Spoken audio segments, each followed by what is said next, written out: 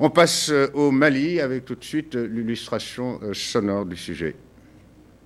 Le MNLA a comme objectif la séparation totale. Bon, nous aussi, c'est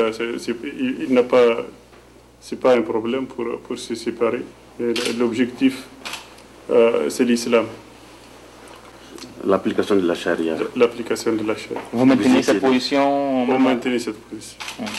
Voilà, on vient d'entendre Al-Agabas Al-Tallah, qui était le chef de la délégation du mouvement Ansardine, mouvement islamiste qui occupe le Nord Mali avec d'autres groupes armés. Moi, ce qui est bien dans le sonore qu'on vient d'entendre, c'est qu'il dit la vérité. Il dit quel est le projet politique. On est là pour le djihad. On est là pour faire le djihad, pour islamiser le Mali. Et la revendication régionaliste, autonomiste, culturaliste des Touaregs, clairement, ce n'est pas son problème. Donc, voilà les choses bien claires pour tout le monde. Jean-Baptiste Placard, on a même vu aussi récemment à la lecture d'un article très intéressant du Canard enchaîné, de Claude Angéli, qui a clairement dit que le Qatar apportait son aide aux islamistes du nord du Mali, notamment en Sardine. Oui, alors... Le Qatar qui est de plus en plus influent, disons-le, avec son fric, son gaz, etc., quasiment sur la politique internationale aujourd'hui. C'est indéniable. Le vrai problème, c'est l'incapacité de la CEDEAO.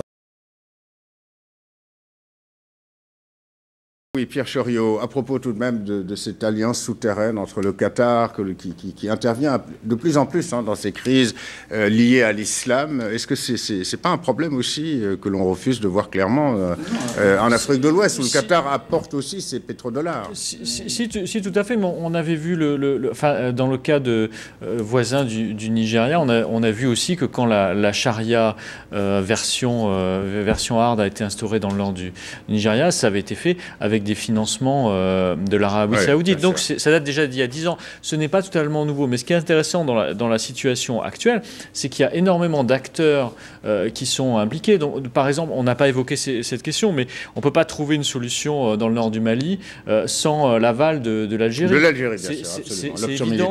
Et là, dans le cas au présent aussi, est-ce que les Américains sont très pressés de trouver une solution au Mali?